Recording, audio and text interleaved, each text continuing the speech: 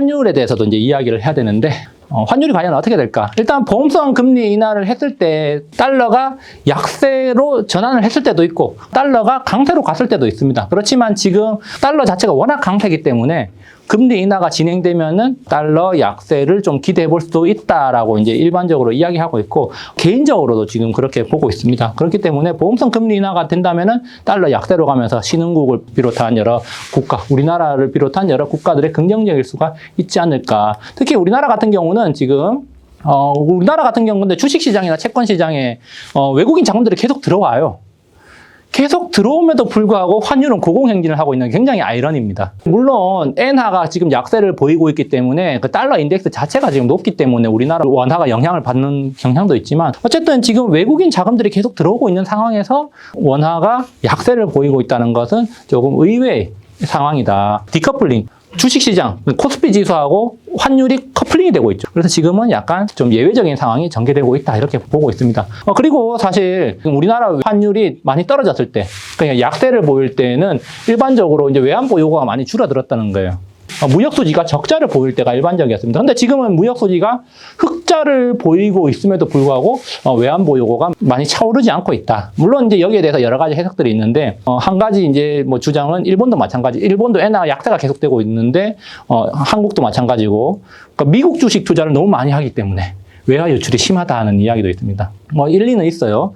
좀 미국 주식에 대한 수요가 엄청 늘어나니까 결국은 그것도 외화 유출이기 때문에 무역수지 흑자가 나고, 그리고 외국인들이 채권을 사고 주식시장을 사면서 외국인 자금은 들어오지만 오히려 또 한국인들의 자금이 빠져나가고 있기 때문에 조금 환율이 많이 떨어지지 않고 있다, 이런 이야기도 있는데, 한국 시장이 좀 더 올라준다면은 약간 또 상황이 반전될 수 있지 않을까, 이렇게 생각을 해보고, 개인적으로는 저번에 시나리오가 있었는데 지금은 이제 이 작은 삼각수렴, 이 작은 삼각수렴의 이제 끝부분에 이렇게 와 있습니다. 그래서 이 자료는 제가 7월 9일 날 차트를 놨는데, 7월 9일부터 지금까지 한 2주 정도 지났는데 2주 동안 사실 변화가 없었어요. 계속 이제 옆으로 그냥 똑같이 거의 계속 횡보를 하고 있었습니다. 그래서 이렇게 가더라도 지금 이제 이렇게 가줘야 되는데, 상황적으로 봤을 때 무역 수지도 그렇고 외국인들의 한국에 대한 주식 수요도 그렇고 채권 수요도 그렇고 이렇게 가줘야 된다. 그러면서 우리나라 주식 시장이 이제 가야 될 타이밍이 아닐까, 이렇게 이제 생각을 하고 있습니다. 이 부분 정확한 시기를 콕 집어낼 수 없지만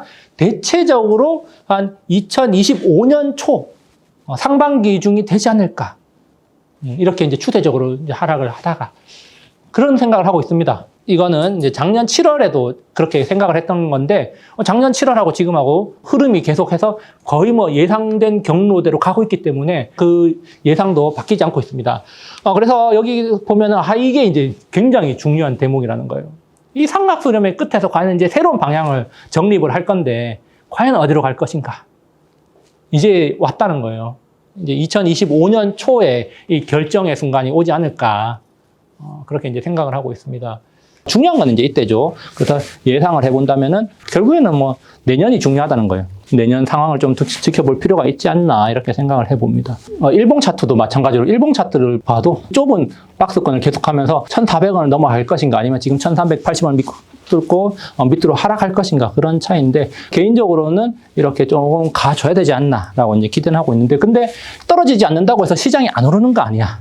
그게 이제 아이러니라는 거죠. 시장이 오르는데 가는 놈은 삼성전자, SK하이닉스, 현대차, 시총 상위주들만 가고 있다는 게 또 문제점이기도 하죠. 자, 그리고 이제 중요하게 봐야 될 게 엔화에 대해서 제가 과거에 몇 번씩 이제 이야기를 해드렸었는데, 일본이 지금 이제 잃어버린 20년을 끝내고, 그리고 아베노믹스 마이너스 금리 무제한 돈 풀기로 해가지고 엔화가 많이 왔습니다. 근데 이제 이렇게 그 엔저를 조금 만들어가지고 경제를 어느 정도 안정화시켰는데, 지금 이제 일본의 문제가 뭐냐? 너무 엔저가 계속 안 꺾이고 있다는 거죠. 일본 정부에서도 지금 일본 은행에서도 엔저를 막기 위해서 여러 가지를 하고 있습니다. 근데 엔저가 안 꺾여. 왜 그럴까? 그래서 지금 와타나베 부인의 닌자개미까지 가세해서 슈퍼 엔저를 부채질하고 있다. 이 말이 뭐냐? 그러니까 일본 내 자금들이 지금 해외 투자를 너무 많이 하고 있기 때문에 이제 엔저가 안 꺾이고 있다. 사실 일본에서 지금 이제 제로 금리를 끝내고 금리를 올리겠다고 이야기하면서 사실 재작년까지는 일본이 만약에 금리를 올리면은 우리 외국에 투자됐던 자금들이 일본으로 넘어가면서 이제 엔저가 끝나고 엔고가 되면서 뭔가 세계 경제에 좀 타격을 줄 것이다. 이런 전망들이 있었는데 실제로 일본은행에서 지금 이제 금리를 올리겠다고 하고 계속 이제 기준을 상단을 높이고 있는데도 불구하고 엔저가 나타나지 않고 있다는 거죠. 이거는 이제 월가에서도 예측하지 못하는 상황들이라는 거죠. 근데 어떻게 본다면은 지금 그렇게 이제 해외에 투자된 자금들이 일본으로 돌아가 버린다면은 지금 타이밍은 또 아니라는 거. 아니기 때문에 엔고가 나타나지 않고 있는 게 아닐까. 엔저가 끝나지 않고 있는 게 아닐까라는 생각을 좀 해보는데 일본 입장에서도 지금 엔을 떨어뜨릴 수밖에 없다. 근데 이제 계속 노력을 하고 있죠. 그래서 추세적으로 이제 엔저가 끝나고 엔고로 가면은 글로벌 경제에 또 약간 이제 자금 순환 흐름에 변화가 생기기 때문에 그런 것들이 올해 말부터 해서 내년까지 어떻게 되는지도 좀 봐야 되는데 지금 사실 보면은 계속 추세선 삼각수렴을 뚫고 올라와 버리고 아베노믹스 끝나고 일본은행 8년 만에 마이너스 금리를 종료했다. 시장에서는 이때 하락을 할 걸로 예상을 했어요. 그랬는데 안 떨어지고 더 올라 버려. 그러니까 더 올랐다는 것은 더 약세를 보였다는 거죠. 그러니까 엔화가 더 떨어져 버렸다는 거죠. 어쨌든 지금 계속해서 일본 정부 측에서도 노력을 하고 있는데 이 엔저가 끝나고 이제 엔고로 가서 추세적으로 다시 강한 쪽으로 가게 된다면은 글로벌 금융에 약간의 이제 변화가 있을 수도 있기 때문에 이런 것들도 조금 주시를 할 필요가 있다는 거예요, 사실.